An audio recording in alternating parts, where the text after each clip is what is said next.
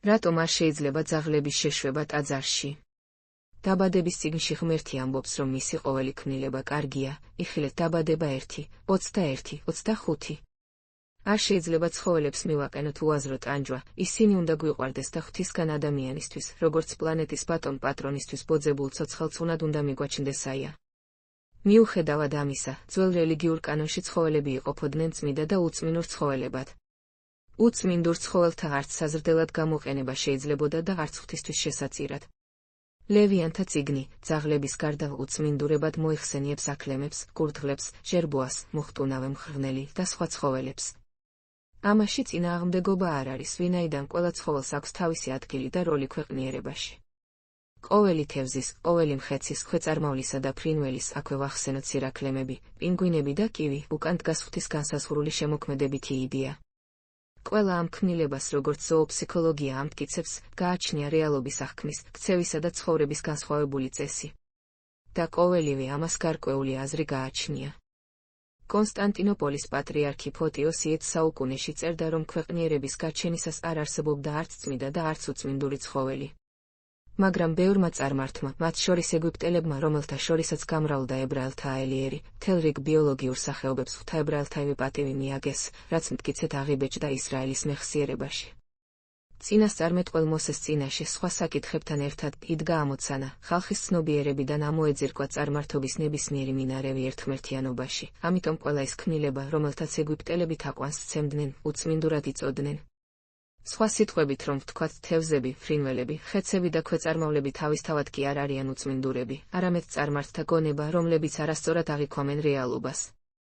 ადამიანს, მეფე სოლომონის მსგავსად ცხოველებზე გააზრებული დაკვირვებით შეუძლია სულიერი სარგებელი მიხილიყოს, ზოგი ქცევის მოდელი სანიმუშოდ აიღოს, ზოგი კი უარყოფსია.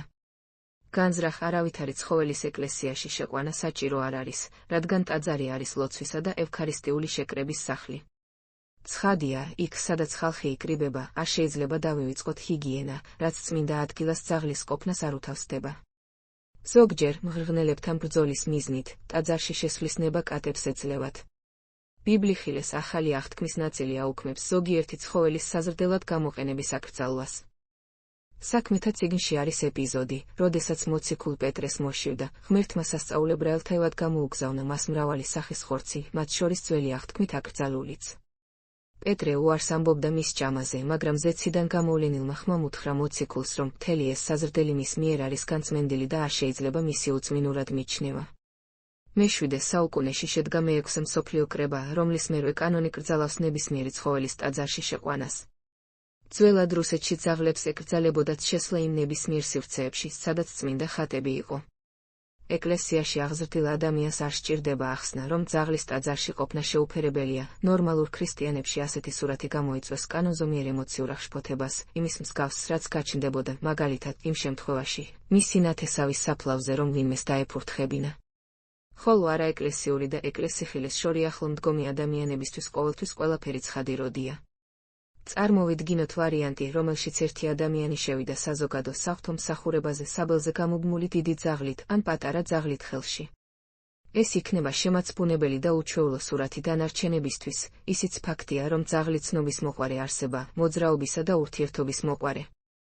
ამიტომ ის ნებისმიერ შემთხვევაში გაუფანტავს ლოცვას ტაძარში მდგომთ როგორც თავის ჰიპოთეტურ ვაი პატრონს, ისე დანარჩენ მლოცველებსაც. მაგრამ ეს ვითარება, რა თქმა უნდა, აბსურდულია, რადგან არ არსებობს არც ერთი მორწმუნე, ვინც შეიძლება ძაღლი შეიყვანოს ტაძარში და ასეთი მკრეხელობა ჩაიდინოსია. მსგავსი ვითარება უბრალოდ ცხოველისთვისაც სტრესულია. არსებობს მოვლენათა განვითარების სხვა ვარიანტიც. ზოგიერთი ჩვენი ქალბატონი იცავს იმიჯს, რომლის განუყოფელი ნაწილია პატარა, სასიამოვნო დეკორატიული ძაღლი. იშვიათად ასეთი ქალბატონები გამოთქვამენ სურვილს შევიდნენ ტაძარში სალოცავად და სანთელი დაანთონ არა ღვთისმსახურების დროს, არამედ ღვთისმსახურებისგან თავისუფალ მომენტში.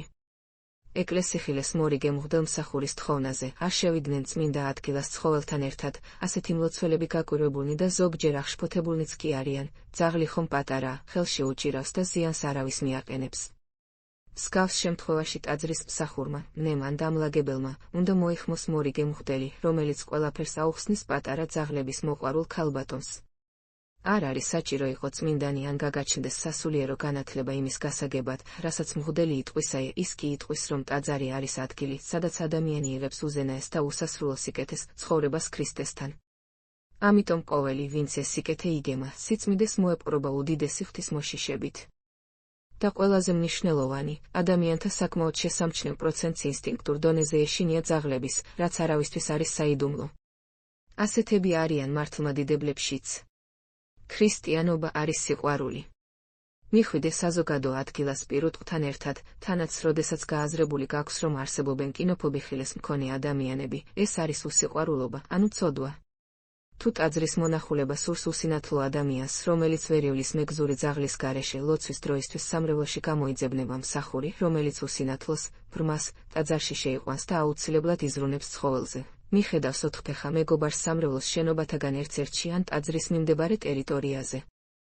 თუ პირუტყვის შემთხვევით შევარდება ტაძარში, შენობის ხელახლა კურთხევა არ არის საჭირო. კურთხევანში მოცემულია ტაძრის ხელახლა კურთხევის წესი, როდესაც ტაძარში მოკვდა, ან ნაშიერი გააჩინა ღვთის რომელიმე ქმნილებამ. მაგრამ ძაღლების შესვლის შემდეგ ტაძრის კურთხევაზე კურთხევანი არაფერს ამბობს. პუბლიკაცია მართლმადიდებლურ წყაროებზე დაყრდნობით მოამზადა საიტ აპოკალიფსისის რედაქციამ. 2026 წელი.